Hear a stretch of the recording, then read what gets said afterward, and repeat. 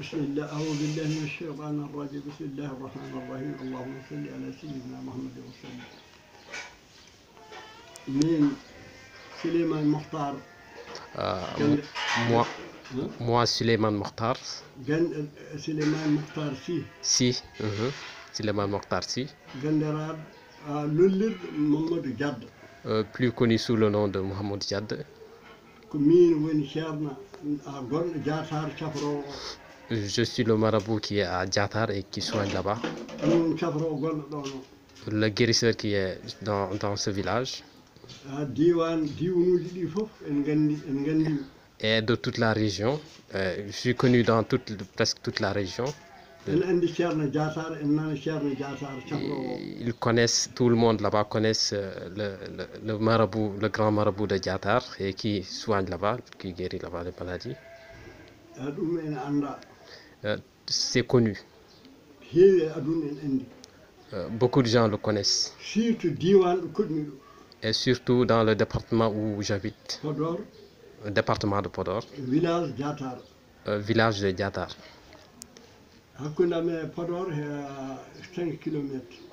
Distant de 5 km du département ou bien de la ville de Podor.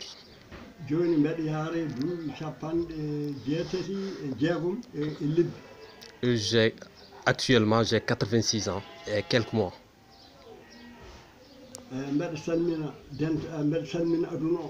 Je salue tout le monde. Je prie le bon Dieu qu'il le fasse du bien, de la paix.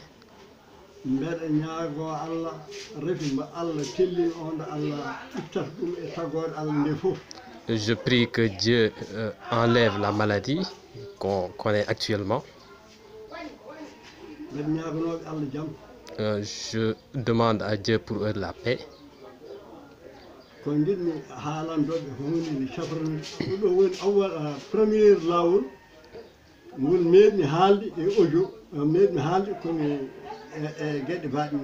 C'est la première fois que je m'exprime dans une vidéo comme ça pour parler de ce sujet-là, de parler aux gens, au public.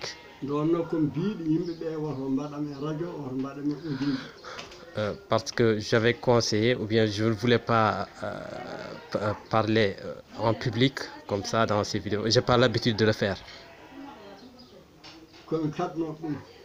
Je l'avais même interdit. La raison pour laquelle je le fais aujourd'hui, c'est pas pour me montrer.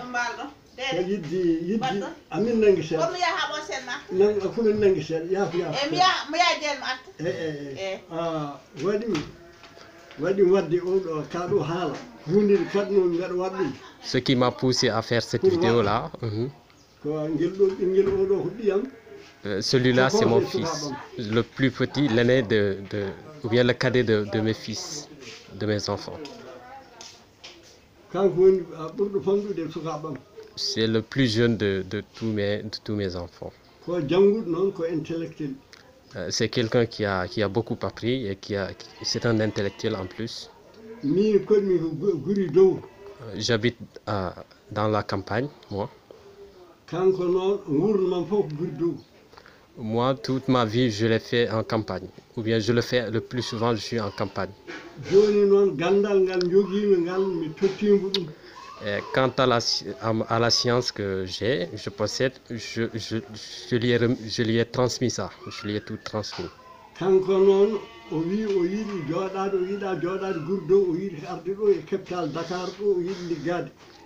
Et quant à lui, il a dit qu'il veut faire sa vie ici à Dakar, qu'il veut faire toutes ses activités, ou bien la plupart de ses activités ici à Dakar.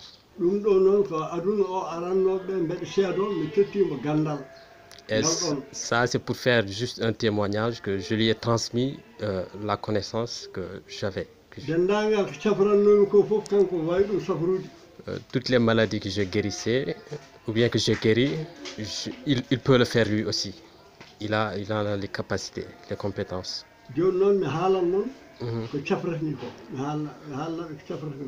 Je vais vous dire les maladies que j'ai guéries moi. les no ngannduɗaa so waɗi radio ni yiita toon hay hunde musgol ngol en satti so ari amin mbaawi safrude ɗum e waktu daɓɓo.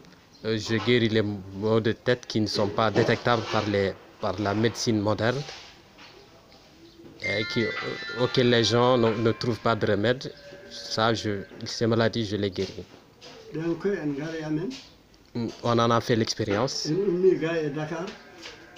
De même des gens venant de Dakar qui ont ces maladies, qui ont fait des scanners, qui ont fait des tests au niveau des hôpitaux, mais qui n'ont pas parvenu à détecter leur maladie.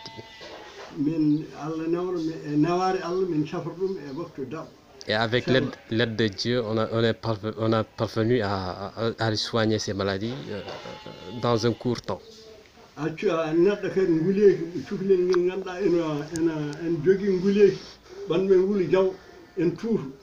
De même que des gens ou bien des enfants qui ont des fièvres et qui vomissent.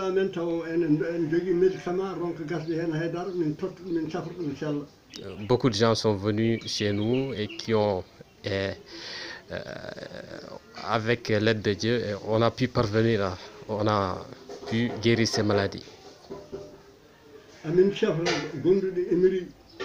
Et nous soignons aussi les hémorroïdes. Et nous soignons aussi les maux de ventre.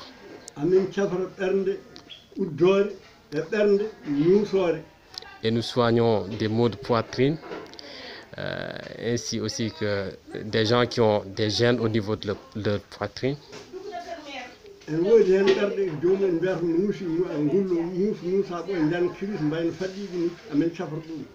Et des gens qui ont des douleurs de poitrine qui leur font faire des crises.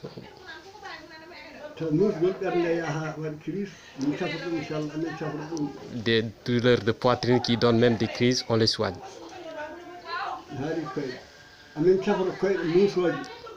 On soigne des douleurs de jambes qui sont au niveau des jambes et des douleurs au niveau du dos. Et des gens qui sont paralysés aussi, on les soigne.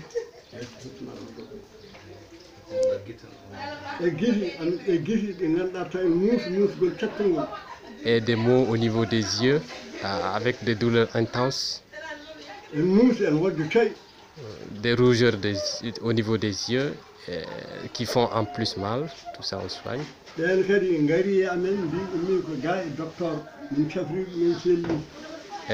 Tous ces cas, on les a eus, des gens qui ont consulté les médecins et qui ne sont pas parvenus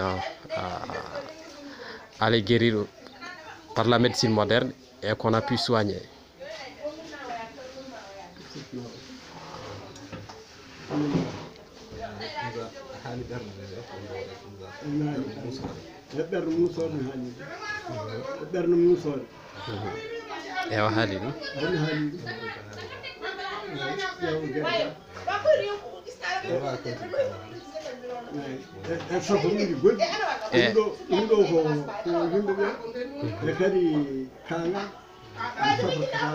Et on soigne aussi des gens qui sont des malades mentaux, on les soigne.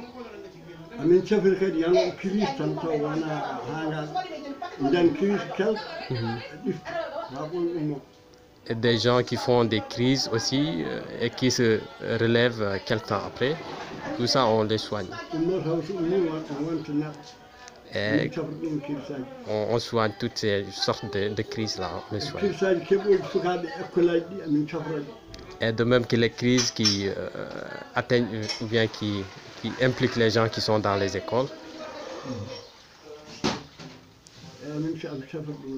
Tout ça, on soigne, toutes ces maladies.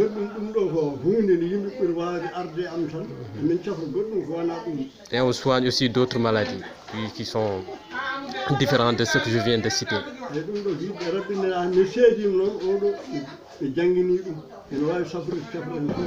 Je témoigne en plus que mon enfant là, je lui ai transmis toutes les connaissances et il peut soigner tout ce que je soigne.